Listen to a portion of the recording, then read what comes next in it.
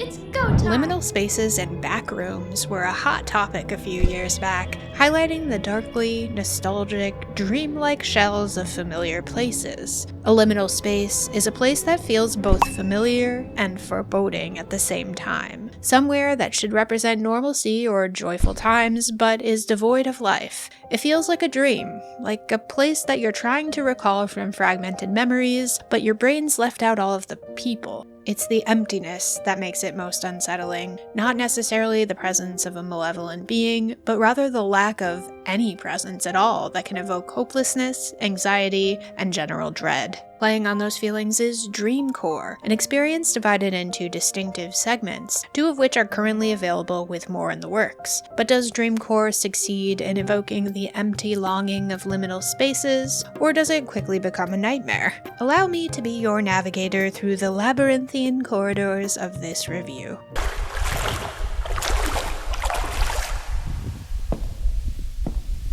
Before we depart, please take a moment to like and subscribe so you don't miss the review of your next favorite indie game. And if you're feeling lost in a sea of indie releases, why not head over to patreon.com/idreamofindiegames to not only support indie visibility, but also get yourself some useful perks like early and ad-free content, Discord access to our welcoming community server, and so much more. I promise you, we are out here and you've found us. Dreamcore advertises itself as a psychological horror experience from the first-person perspective, and while that's true, it's first and foremost a walking simulator, and you need to be aware of that to properly set your expectations. Right now, there are 2 levels available, Dream Pools and Eternal Suburbia, so this review is based off of my experience with those 2 locations. I'll take these sections one at a time since they are 2 separate experiences. Dream Pools begins with you wandering tiled corridors of endless water-filled rooms, dark hallways, and stairwells, occasionally punctuated by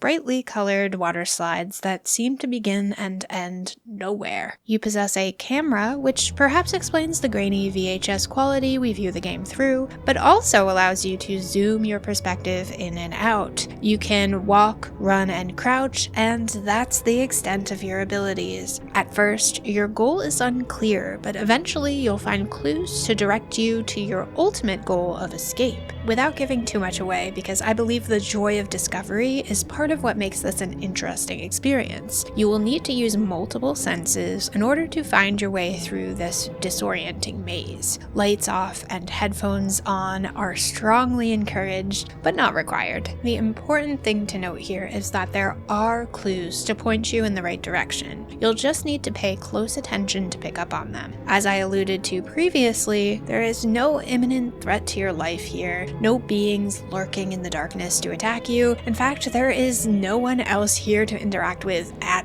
all, which is where the uncomfortable feelings seem to come from. If you're looking for a true psychological horror with jump scares, action, and stealth elements, Dreamcore is not going to tickle your fancy. The second level is Eternal Suburbia, a dystopian cluster of suburban homes with white picket fences, which you must, once again, find your way through. You're equipped with the same camera, but now there is a day-night cycle. Once again, Dreamcore doesn't give you explicit directions for how to escape, but there are usually signs. Literally, there are signposts littered everywhere that produce a strangely unnerving effect. There are also clues of where you should be headed next, which is what I was referring to. Paying close attention to the sights and sounds around you is strongly encouraged to prevent feeling too directionless. If you happen to find your way through the twists and turns of the suburbs, you'll eventually wander your way into the neighborhood, which is perhaps even more disturbing and disorienting, like a prison of apartment complexes that all blur together. Both of the currently playable levels won't take you more than a few hours each to get through, so the title is currently pretty short on content. The Steam page indicates that future editions will be included at no additional cost for those that purchase the game now, but this ends up making Dreamcore feel like an early access title without the disclaimer. According to the developers, the price will increase for those that purchase the title after additional content is added, which seems like an odd way to skirt around early access altogether. I personally enjoyed the quality of the visuals on display here, which are properly disorienting and unsettling, without the game being conventionally scary. The grainy filter over everything is a nice touch that sets a sort of dated, found footage tone, like the player is viewing something that has been lost in time. I will say that I do not believe the two levels are created equal. I was much fonder of dream pools, and I found myself deeply entranced by the floor-to-ceiling tiles, geometric doorways, and the sheen of the water. Endless Suburbia is less visually impressive and is also more frustrating than dream pools. It's not necessarily bad, but it does feel like a bit of a letdown compared to the first level. I'll say, however, that sound is really well utilized in both levels. Music is distant and nostalgic, filling in the eerie corners of these empty environments with the ghosts of human presence, a warmth in the cold darkness that somehow makes the emptiness more noticeable. Your footsteps against the tiled floors are quite loud, so sometimes you'll need to stop to take everything in around you more clearly, which is pretty deep when you think about it. Dreamcore is a well-made, short experience of a game in its current state. It gets the atmosphere right, setting the tone of dread from the first moment you enter one of the labyrinths. It leans heavily on its aesthetic due to the lack of physical threat, which fits Liminal's face vibes pretty well. Other developers have tried to capture a similar atmosphere with a more tangible threat. See pretty much every game that comes up if you type backrooms into Steam. So there's something refreshingly unsettling about your only fear being that you're hopelessly lost and alone in an endless maze of houses and corridors. Here at I Dream of Indie Games, we have a lamp tiering system with bronze, silver, and gold lamps representing good, great, and essential games respectively. We also have the rusty lantern for games with a glimmer of hope but tarnished by too many issues, and the Indie Krampus for games that completely miss the mark.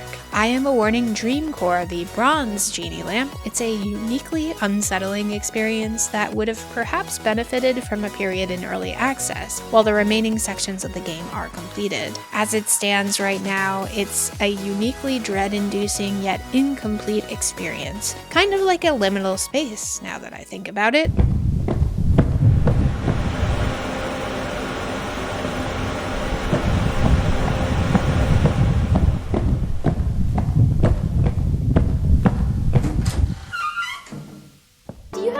To tackle the gaming echo chamber and give a voice to the voiceless? Subscribe to the channel for all your indie gaming needs and hop on over to patreon.com/idreamofindiegames for Discord access and exclusive perks. Join our amazing community and help I Dream of Indie Games shine brighter than ever. Voice to the voiceless, and see you in the next video, Indie Warriors. Here we go!